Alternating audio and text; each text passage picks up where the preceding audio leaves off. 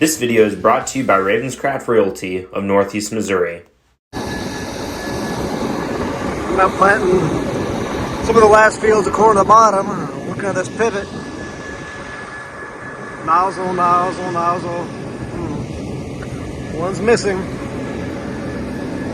But fortunately, right here it is. Had to go get a new hose for it. Been out here for a while. They're starting to get some age to them. Rotted and just broke off. I have returned early from college this week. Today is Thursday, so that I can put my corn meters in my 7,000 here and go plant some sweet corn. So taking the bean meters off and putting the corn meters on is pretty easy. It's just a matter of 2 wing nuts and taking the box off. But I'm gonna run down to the bottom. Oh, hello, Quandale. I think she wanted to say hi. Hello. But I'm gonna run down the bottom where the sweet corn patch is at and put some corn in the ground. Good kitty. Get out of here. Come on, get. Ow. I just put fuel in the 4020 and I'm about to start the hour-long journey down to the bottom. Thank goodness I have this 8-speed power shift so I can get there in no time flat. This year, the sweet corn patch is only like maybe an acre, so a lot less than it was last year and the year before that. Okay, this is the trend. This is gonna pick up number 2. Fell off there. I actually got in the next span, I got another one. So that's gonna be three of these that have fallen off.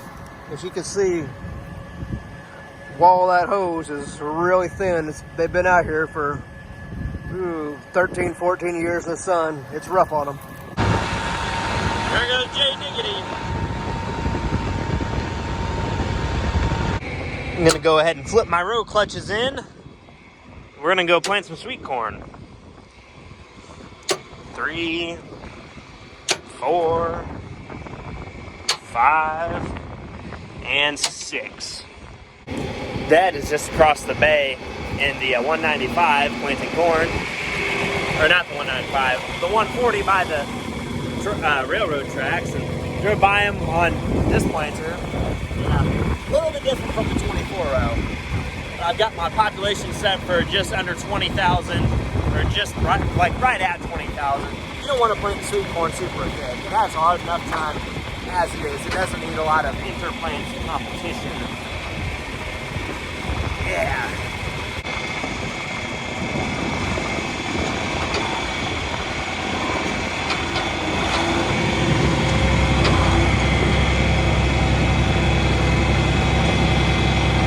The old school is going to take the new school to school. My seed has been distributed as evenly as I could get it. So now we're going to plant a little sweet corn patch. It just goes to those white flags over there, about a third of the way across. Can't forget to turn my markers on, which means undoing the bolt or the nut here that holds them up in the lock position. I've made that mistake a couple times.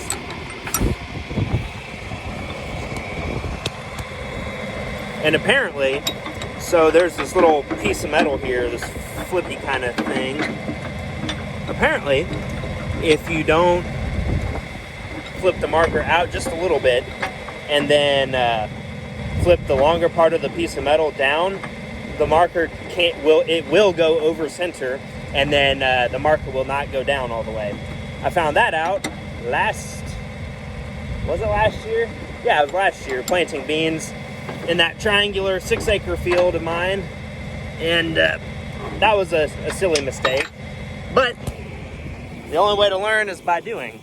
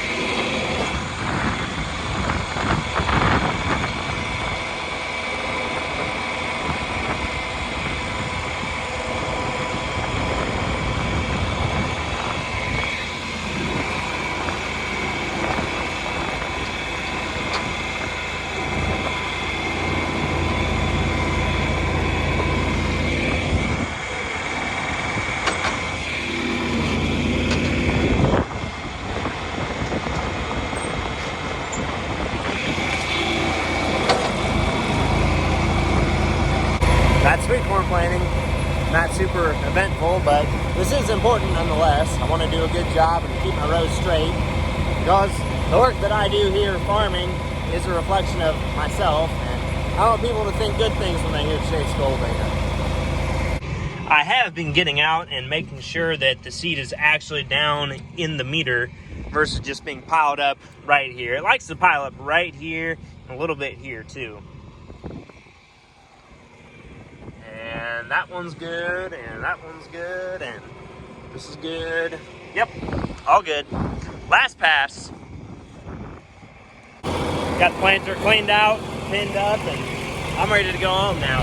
That didn't take very long.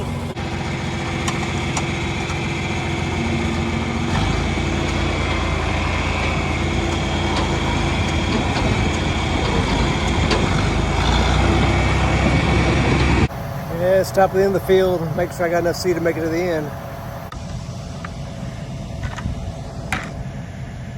It's a long ways down there.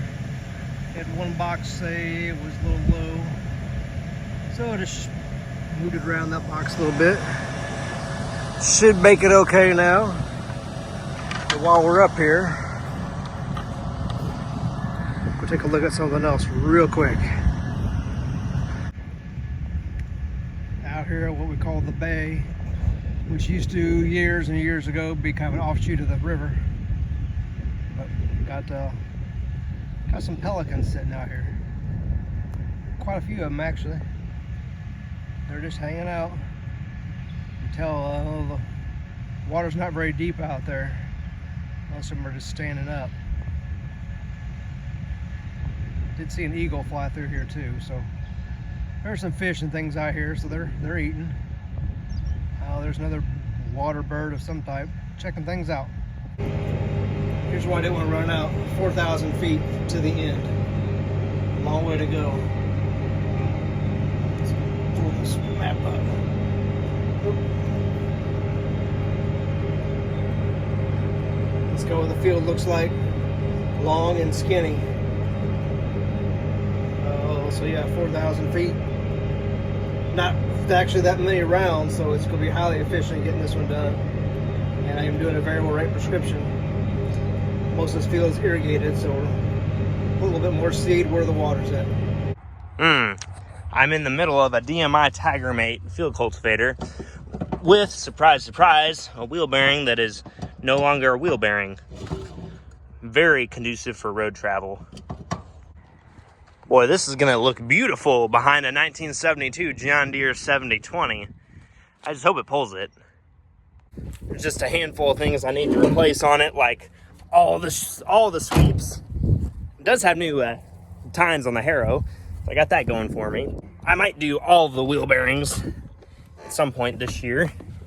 Hopefully I can use it yet here within the next, 2 weeks to work some ground, just so I know if my tractor will pull it or not, and if I need duals for the 7020, or if I need to turn the screw. I was called away from my very important work with the wheel bearing down here to the bottom to help Rob shuffle stuff around. He has been putting in some drain tile to drain low spots out into the main slough, and then we can plant through all of it and not have to go around low spots, hopefully. All right, Rob is moving with the trencher up here to the backhoe, and he's got his truck and some tile. If any of you guys farm bottom ground, you know that it is not flat, and the low spots sometimes hold water and don't grow a crop. So on rented ground, anytime you can take an acre that you're paying X dollars an acre for to rent and make it do anything, be it with tile or grid tile or whatever, or cutting and filling, that's a win. So we do a lot of tiling and cutting and filling just to make the low areas and areas that don't produce, make them do something. Like that big spot out there produces 0 every year. So our hope is with putting this tile in and getting it to drain, that we can get it to make something. But you guys remember that this truck came from a hog farm in Iowa, right? When I got in this truck, the very first time I ever sat in it and drove it, it smelled like hog. And even now, 2 years later, it still smells like hog on a hot day. Things you gotta be just right. You gotta hold your lip and turn your head just the right angle, but you can still smell pig. I just hit up Beard and got my wheel bearings and races, and now I'm gonna head home and get the old bearings, or the old races, out of the hub. And now I am back in the river bottom. I got the races out of that hub, and then Grandpa called me and said, "Hey grandson, I need you to bring me some gear oil for the trencher, because I guess it's either dry or very close to dry, so can't have that." I'm finally back on trying to get this wheel bearing put together, and I think I might be about ready to start getting it actually back together. Well, the guys at Beard were able to get me the right parts this time, and now it rolls, it doesn't growl. I think I might actually get this thing home today. I'm gonna grab the 7020, and I grabbed a hitch pin here, and we're gonna go try and get this cultivator. Please don't break. Please, it's not that far. Please don't break. Okay, let's try this.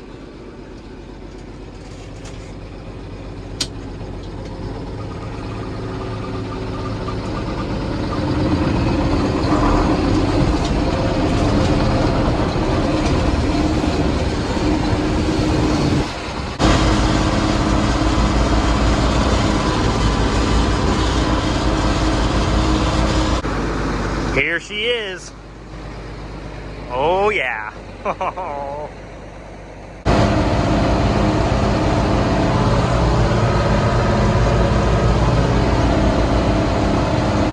only got a mile to go, so hopefully it holds together for just a little bit longer. I have made it without incident. Even got it parked. Okay, so what do I need? Probably all the sweeps. And I need a couple of the the bolts and the springs that hold the shanks up. Probably need some hydraulic hoses too. May as well go ahead and do all the wheel bearings, just so I know what I've got. And what else? Some grease, some oil, and some new stickers wouldn't hurt. New jack. I need to wire up some sort of lights for this thing, because it does have lights. This is a whole lot more tillage tool than I've ever had in my life, excluding, of course, the stuff that we used to actually farm. But man, that's pretty mean looking. Now I got it out and got it unfolded so I can inspect, see what damage is done here. So I need several new parts, but I knew that already. All the tires hold air, that's good. Ah, this is sick. I'm a happy guy. What a beautiful, beautiful night.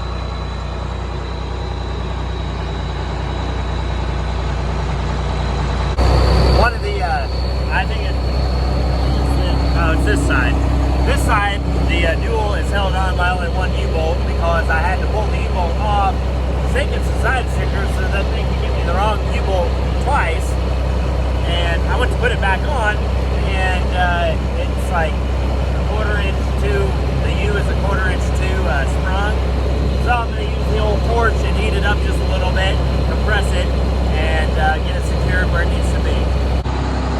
But just wow, what a night. What a night to be alive.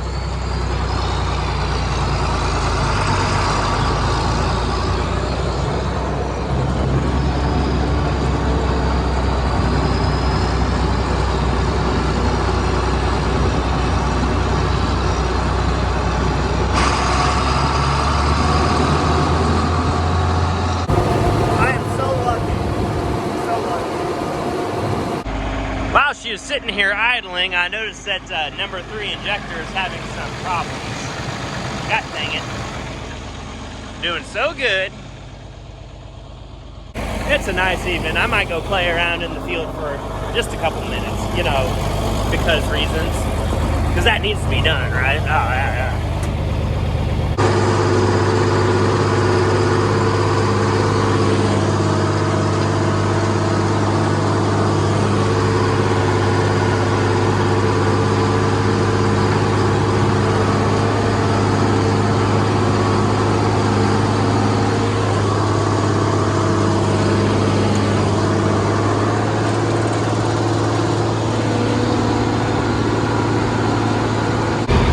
some fun scraper disking action. Grandpa had run the scraper over some low spots and little small ditches, not really ditches, like depressions maybe. But after we do that, we like to run the disc or a ripper over it to make it not so hard and compacted. Yes, I know discs create compaction, but that was a fun little disking activity. And I think I need to tilt the disc forward a little bit because it was throwing up too much of a ridge for my liking. But again, that's discs. I got the mower in the shop here, and I just put some brand new Schlickum on these blades. It is gonna mow fantastically now. There's nothing else in the world like mowing with sharp blades. It is, it's great. It is awesome. I'm helping my man Rob move around again. He's heading across the field way over there in the distance with the trencher. Yesterday, Rob got an 8-inch tile put in the big low spot that I showed you where he was working at. And I'll run back there or run by it and show you how it looks, now that it's done. And that is our trencher. So here's the tile that we laid yesterday. About 4 foot under the ground, there's an 8-inch piece of tube that goes all the way out here to the big low spot where there's no residue because it drowns out every year. Hopefully now it won't drown out. It's not because water just sits there. It's because a big rain comes and then it sits underwater for 48 hours or whatever, and then it's all dead because plants don't like to sit underwater for 48 hours. But hopefully now, if we can get all the water out of there just a little bit quicker, we can have a crop there instead of a big fat goose egg. First on my planting list this morning, there's a 45-acre field that just needs a couple spots of spoiled dirt run over with the diamond harrow before I go and plant it. So I'm gonna do that real quick, and we should be planting before too awfully long. And then my man Jay Diggity, who turns 21 today, he yesterday went and worked the 170-something acre pivot field close to the river, and I'm gonna plant that after I get this 45-acre field done. We are also done with corn, except for 2 farms that are close to the river, the first time at least. Provided we don't have any replant, we are done with corn, except for the 2 places by the river. But we've got, I don't know, 12 days, 2 weeks worth of bean planting done. And I'm talking like full days, not, oh, I could probably plant beans this afternoon after I get done doing stuff in the morning. I mean like actually going out in the morning and going and planting. If you notice this dirt here, where Grandpa cut with the scraper, or filled with the scraper rather, it's a lot lighter in color than this dirt over here, because that's gumbo, and this is spoiled dirt that's eroded off of the hill and was in the bay. Just gotta smooth it up so that I can plant over it and get a good stand. I just noticed that the chain was trying to bounce, so, oh man, J-Dog, you need to get your stuff out of here. But anyways, I'm gonna take this comically large wrench and try and tighten everything up. So you see how this plastic thing is not like tight? That's because, oh wow, this is loose.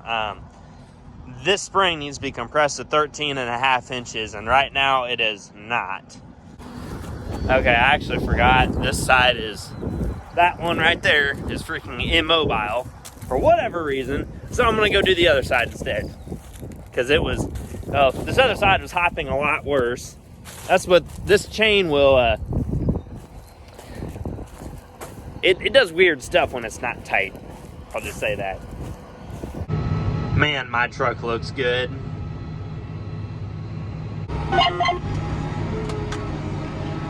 For rounding purposes, we are precisely at 45, and we are now done with this field. All right, let's fold up and go down the road. I got the first 45 acres finished up, and down here on the next field planting. This owns 170 something acres, and Rob's right across the slough here doing the ditching and tile work. He loves to do that. He doesn't like to be stuck in the tractor all day. I don't mind it.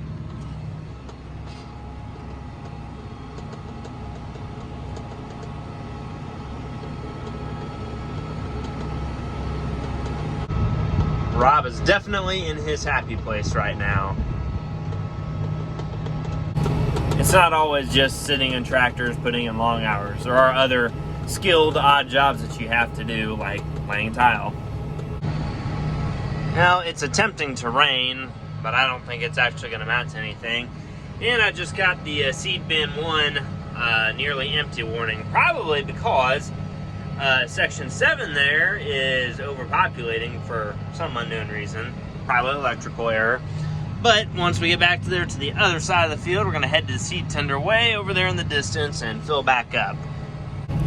This field is a giant triangle, and it's not very efficient as far as, you know, you're coming in a point rows every pass, and it gets a little old wondering, am I going to run the wing of the planter into the ditch this pass? I have yet to do it, so I must be doing something right. As long as all of those bars on the one half of the planter don't start showing red in the downward side, we're going to be okay. Guess what happened? A bunch of them started showing the not planting warning, so when that happens, it's just best to pick up and head back to the tender. Wow, it is cold, and I was actually out of seed that time. And this is not very fun in the cold wind and sprinkles and all that jazz. I want to be done. Brr. Conveyor on.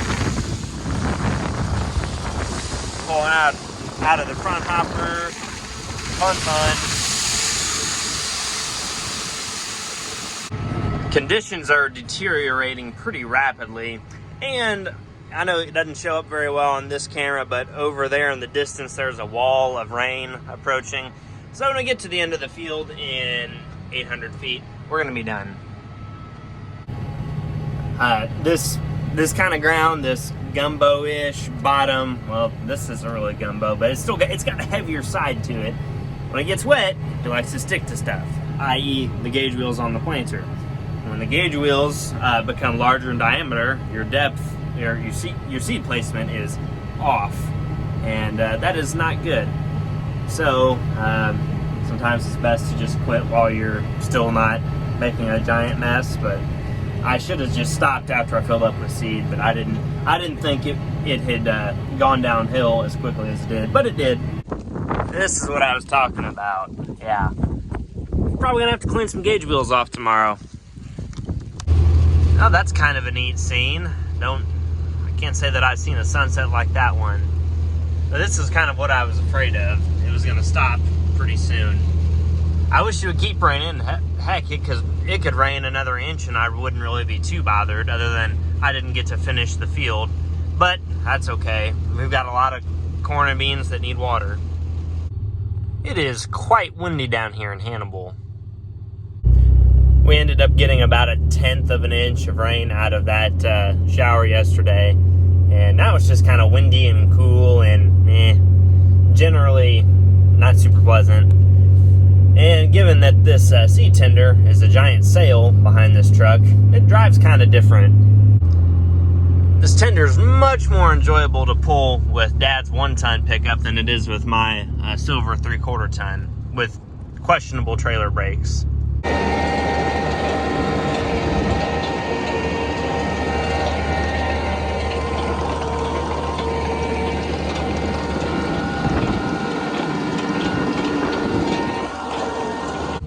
My man Rob here needed some fuel for his trencher and our tiling operation.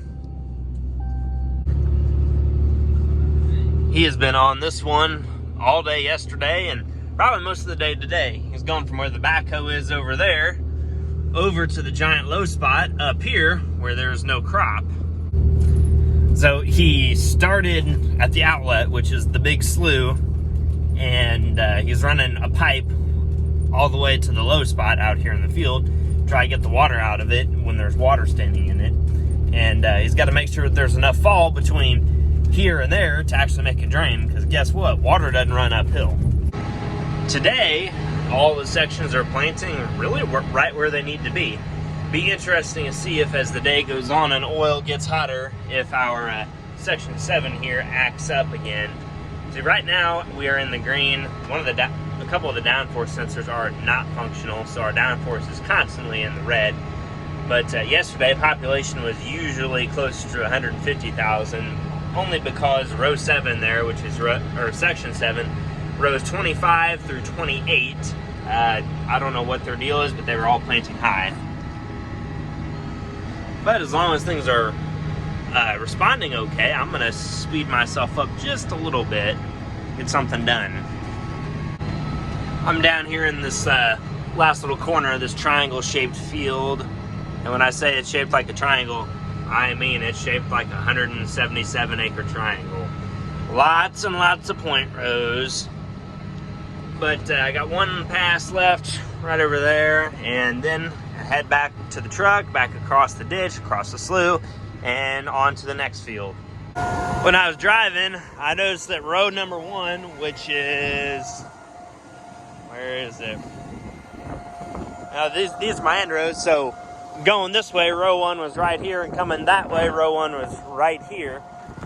There's beans on top of the ground. So that tells me that something's wrong with row 1.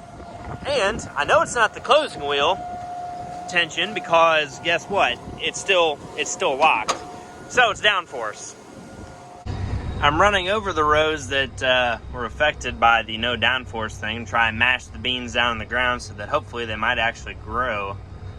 But I did make a short pass across the field down here on this end, and we'll slow down and see if we can discern the difference between downforce and no downforce. Should be pretty easy.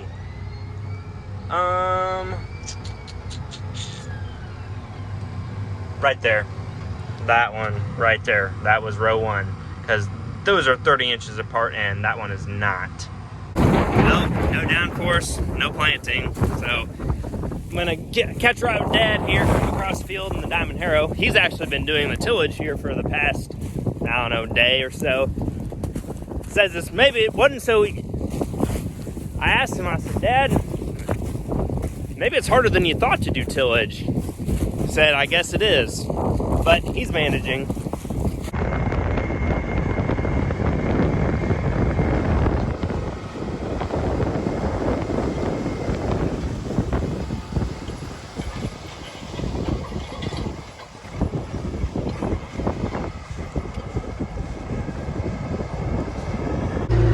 The one-man tile crew. Doesn't go nearly as fast as an actual tile plow, but it's a lot less expensive. And it does what we need it to do.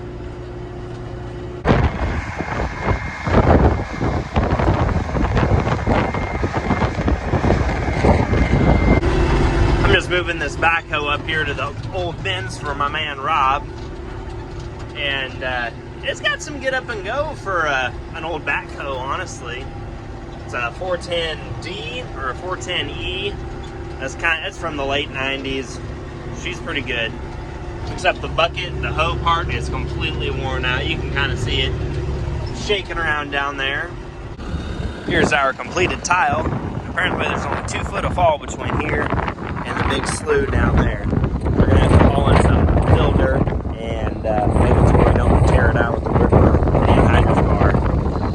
Since I'm done planting for the day, I might as well play around with my fancy field cultivator, which I'm guessing needs that bearing or bushing or whatever's in there, because it's kind of riding a little cockeyed for my liking.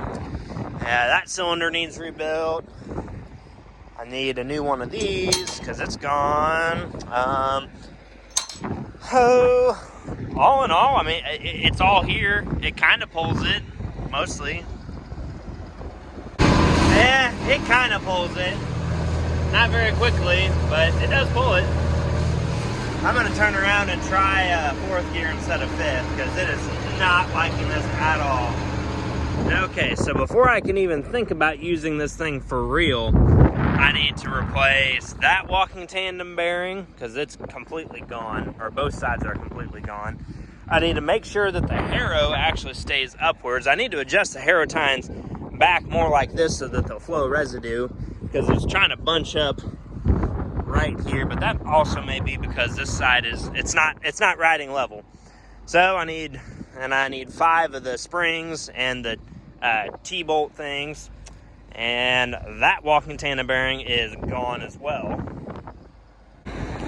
Okay, so here's what a walking tandem bearing should not be like. That should not be like that. So throw off depth on this side, and the other side is gone too. I'm just happy that the middle two are okay, or so it seems. I just pulled my non-functioning jack off this cultivator. I got the measurements for it, and I'll try to get something while I'm in Columbia this week. I went to class, and now I'm in Bradford getting some more beloved 1086 time. And yes, I still really don't like this tractor. Well, maybe it wouldn't be so bad if it had a headliner and it wasn't dusty and all that other stuff, but I'm doing the same thing I was last time I was in this tractor, running over fire lines just to make them smooth. Supposedly tomorrow, this is going to get planted with a real planter and go to beans. This tractor is not exactly the most pleasant one on the farm to run, but cheap horsepower. I think it's federally owned property too, so you can't just get rid of it. Yay! I wonder what happens if you pull this lever down. I know what happens when you push this one up.